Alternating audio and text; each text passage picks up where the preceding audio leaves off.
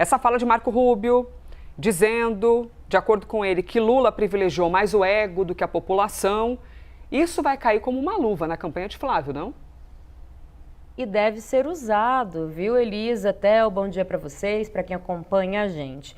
Vamos lá, hoje todos nós, né, eu ia falar que acordamos, mas mal dormimos com aquela notícia já quase no fim do dia, toda madrugada, recebendo também muita informação de todos os setores afetados e a gente foi tentar entender, né, Theo, como politicamente isso também acaba impactando. Eu queria trazer então um primeiro destaque para essa fala, especialmente do Marco Rubio, usando a palavra ego. Dentro da campanha do Flávio Bolsonaro, o que eu ouvi hoje pela manhã é que isso deve ser usado nesta pré-campanha, /campanha, que começa para valer daqui a alguns dias, para tentar, como se fosse uma forma, Elisa, de defesa ali da campanha que a gente sabe de Flávio Bolsonaro, que tem sido e vai ser muito acusada durante todo esse processo de ter ajudado, digamos assim, nessa questão do tarifaço e nessa decisão do governo norte-americano. Esse é o primeiro detalhe que eu queria chamar a atenção.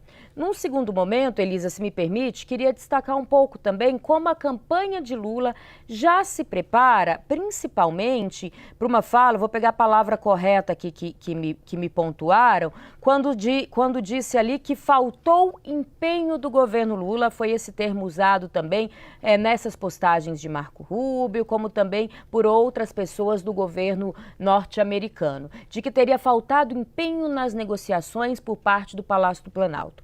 Isso, de tudo que aconteceu até agora, politicamente, é o que preocupa o Palácio do Planalto. A gente sabe do discurso de soberania que Lula vem trazendo, de nós contra eles, de que é uma perseguição norte-americana, de tentar responsabilizar Flávio Bolsonaro pelo tarifaço. Até aí, o entendimento da campanha é que Lula está muito bem respaldado, né, nessa questão política, nessa tentativa de reeleição. Mas que essa falta de empenho não pode ser usada como argumentação durante a campanha. Então eles já estão enumerando, Gustavo Uribe traz isso para a gente também, todas as tentativas e as reuniões que aconteceram, como o governo brasileiro se posicionou diante dessa possibilidade agora real, que começa a semana que vem, dessa sobretaxação do tarifaço. E se me permite, por fim, Elisa, queria também vender meu peixe aqui, tem uma análise muito interessante ali no blog, quem puder dar uma olhada, onde eu vou pontuando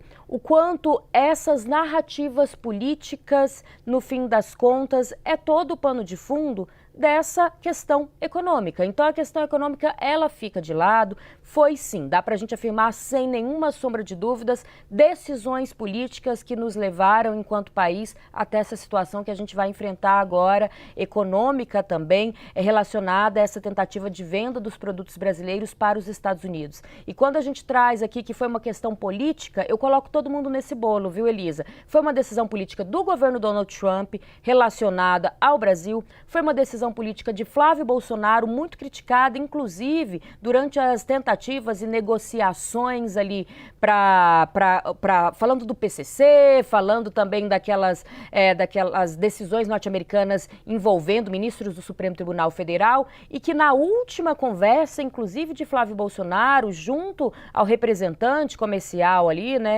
norte-americano, se esperou a indústria, o agro, um posicionamento muito mais técnico e tivemos posicionamentos políticos de Flávio Bolsonaro.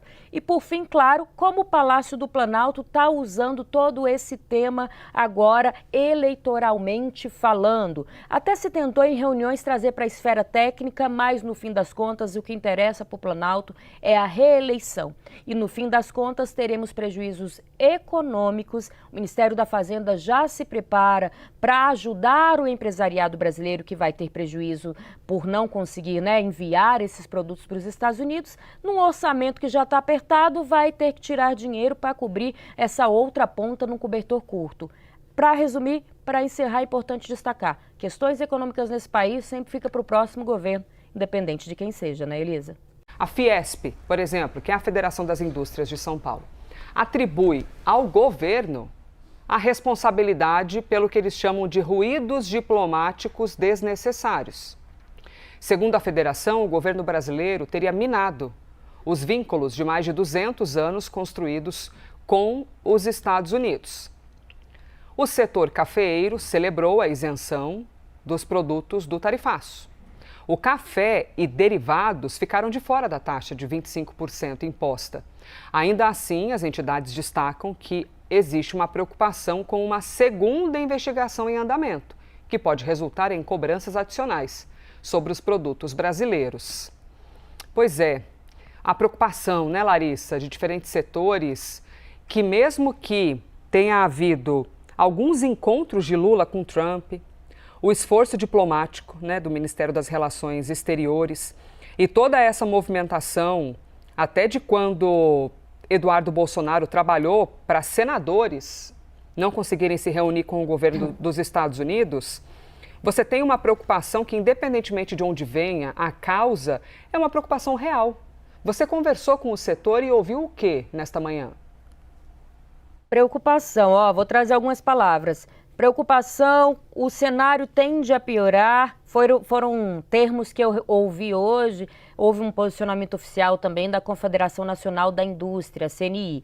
A gente lembra que a CNI chegou a contratar um ex-diretor ali, né, da Organização Mundial do Comércio, ex-presidente, para tentar articular junto ao governo norte-americano, tentando trazer ali para as questões mais técnicas essa discussão, que no fim, como eu falei há pouco, acabaram sendo muito politizadas. Então a CNI divulgou um posicionamento onde fala que, vou abrir aspas, está ameaçado as exportações brasileiras, e eles já têm um cálculo que pelo menos 20 dos 27 estados brasileiros, desde a primeira sobretaxação de 10% em vigor hoje, reduziram o envio de produtos para os Estados Unidos. Agora a tendência, segundo a CNI, que é que isso piore. Claro, eles sempre fazem um adendo, essa lista, a gente ainda está, né, em torno disso, a lista de exceções ela já aumentou nesse primeiro documento enviado pelo governo dos Estados Unidos de forma oficial, né, publicado, né, anunciado ao governo brasileiro. Para além disso, houve também nas conversas de ontem uma tentativa de deixar uma porta aberta de negociações por parte também do governo norte-americano, mas o que diz a CNI é que as exportações brasileiras para o mercado dos Estados Unidos, elas já diminuíram 13% desde que começou essa história de tarifas, chegando a prejuízo ali de 2,6 bilhões, aí nesse caso de dólares, que é muito, né? A gente está quase calculando por 6 ali, que é muito maior quando a gente destaca nessa moeda norte-americana. Por fim, vou abrir aspas aqui, onde o presidente da CNI diz que não se pode poupar esforços para reverter o que ele chama de lógica e retomar a relação que o Brasil e os Estados Unidos construíram sempre durante as suas histórias. Então, essa preocupação da CNI de ter um prejuízo ainda maior nas exportações brasileiras com essa nova sobretaxação, que vai entrar em vigor a partir de quarta que vem, claro, já é um anúncio oficial, mas passa a valer a partir de quarta que vem. Por outro lado, o mercado também faz um cálculo de se esse prejuízo vai ser tão grande assim, já que essa lista de exceções ela se tornou maior no documento ontem divulgado pelo governo dos Estados Unidos, pelo governo Donald Trump. Elisa? Muito obrigada. Larissa Rodrigues trazendo aqui o olhar em relação ao tarifaço e o que os setores estão dizendo sobre isso. No dia de hoje, day after do tarifaço, o governo brasileiro rebateu as acusações dos Estados Unidos de que não houve uma negociação de boa-fé para evitar a imposição dessas novas tarifas.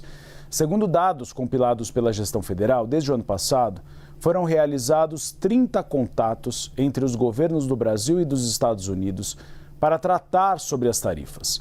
As tratativas foram realizadas, de acordo com assessores do governo, em reuniões presenciais ou virtuais, tanto em nível ministerial como técnico. O governo brasileiro destaca ainda que, do total de reuniões, 11 foram diretamente com duas figuras centrais do tarifaço: o secretário de Estado norte-americano, Marco Rubio, e o embaixador Jameson Greer. Nesta quarta-feira, como a gente já citou, Rubio acusou o governo brasileiro como culpado pelas taxas impostas. O que ele disse, abre aspas, não haja confusão sobre o motivo. O presidente Lula e seu governo não negociaram com os Estados Unidos de boa fé. Já Greer declarou que as extensas negociações com o Brasil ao longo do último ano não resolveram essas questões, mas continuamos abertos a prosseguir com as negociações com o Brasil, fecha aspas. Em nota, o Palácio do Planalto anunciou que vai usar sim instrumentos previstos na Lei de Reciprocidade contra cobranças que foram impostas por Washington. A Larissa Rodrigues volta, então, aos nossos estúdios, Uribe, e a gente chama o Américo Martins. Vou começar com a Larissa. Acho que já é a apuração da Larissa sobre a declaração dos Estados Unidos, Larissa, da falta de empenho do Brasil nas negociações, traz preocupação para o presidente Lula, ou seja, a despeito de toda a repercussão que a gente viu, a promessa de uma reação em 3 frentes, ainda assim você traz um bastidor saboroso de que o presidente Lula está preocupado, Larissa. E é interessante, o que vai cair né? na conta de quem está sentado na cadeira. Exatamente, dando boa tarde Américo, já para o Américo tarde. também. É interessante, né? Daqui a pouco a gente vai falar melhor sobre isso, o impacto político, a análise política que o governo Lula faz, que apesar de tarifaço é bom para ele, daqui a pouco a gente destaca isso. Mas diante de tudo que foi falado, do ego, de tudo, a única coisa que eu ouvi hoje de manhã que preocupou o Palácio do Planalto foi essa aspa de falta de empenho.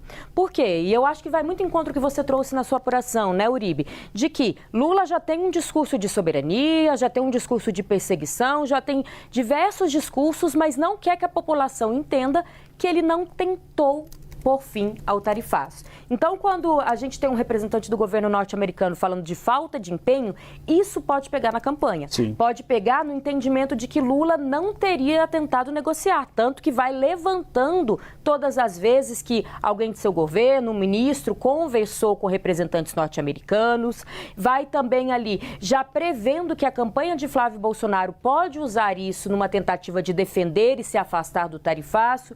Enfim, hoje o cálculo ele é político, todo entendimento é político e a única coisa que eu ouvi de dentro do Palácio do Planalto que preocupa diante dessa decisão não é a situação econômica, é essa fala e essa imagem de que pode ter faltado empenho do governo brasileiro, no caso do presidente Lula, em tentar pôr fim a essa sobretaxação norte-americana. Américo Martins, eu gostaria que você analisasse em 2 frentes. Américo Martins, nosso correspondente em Londres, nosso analista sênior de internacional que domina tão bem esse assunto.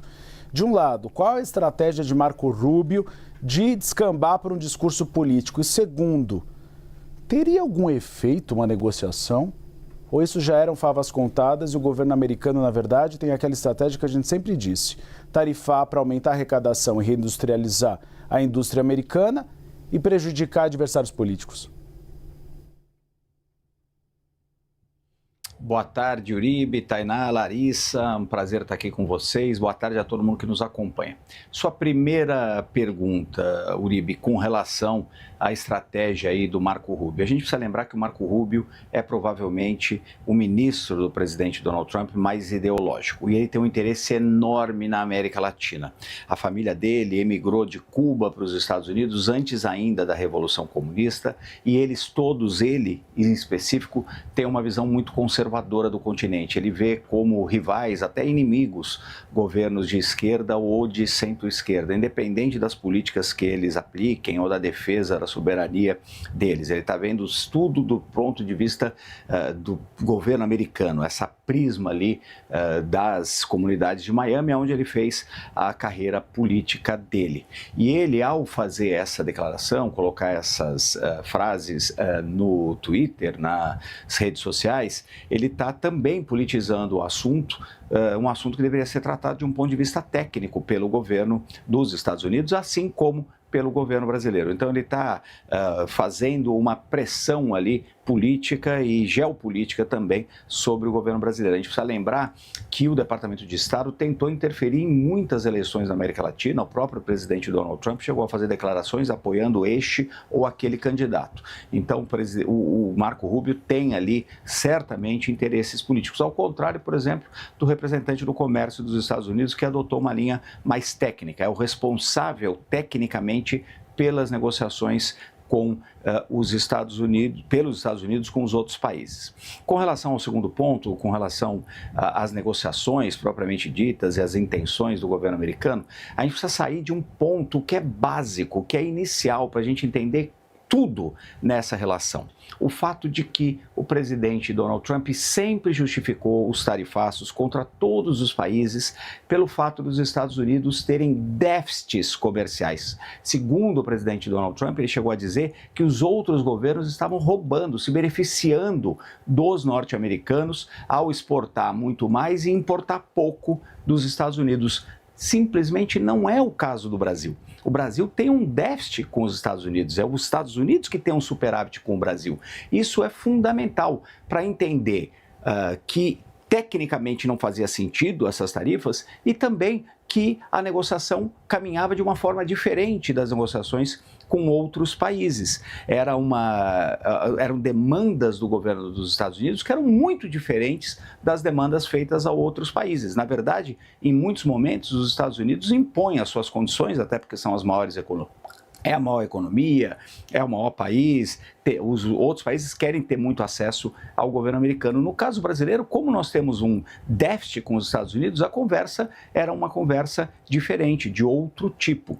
Os Estados Unidos chegaram a impor, basicamente, as suas condições à União Europeia. E a União Europeia acabou fazendo um péssimo negócio, um péssimo acordo, que foi criticado até pelo presidente da França, o Emmanuel Macron. Então, as condições de negociação eram diferentes. Mas esse ponto inicial já mudava completamente a perspectiva de tudo. Esse ponto de que os Estados Unidos têm superávit. Então, tem ali, muito provavelmente, os Estados Unidos também entraram nessa negociação sem querer negociar muito. E aí nós tivemos pouca flexibilidade dos dois lados. Nem os Estados Unidos cederam em nada no que propuseram desde o começo, nem o Brasil cedeu em qualquer uma das demandas que os americanos fizeram. Resultado, temos essa imposição dessas tarifas que são péssimas para a economia, são péssimas para os trabalhadores dos setores que vão ser atingidos e são também péssimas para as relações entre os dois países. Aqui eu só queria fazer uma observação final, Uribe, Tainá e Larissa. As relações entre Brasil e Estados Unidos são, espero, fortes o suficientes para aguentar o tranco dessa crise, porque nós estamos falando de dois países que são as duas maiores democracias do hemisfério, são dois países que têm relações há mais de 200 anos, têm relações econômicas muito fortes, têm investimentos dos Estados Unidos no Brasil de bilhões de dólares, tem muito investimento de empresas brasileiras nos Estados Unidos também, então imagino, espero e acredito sinceramente que a relação entre os dois países é mais forte do que essa crise e vai acabar prevalecendo em algum momento.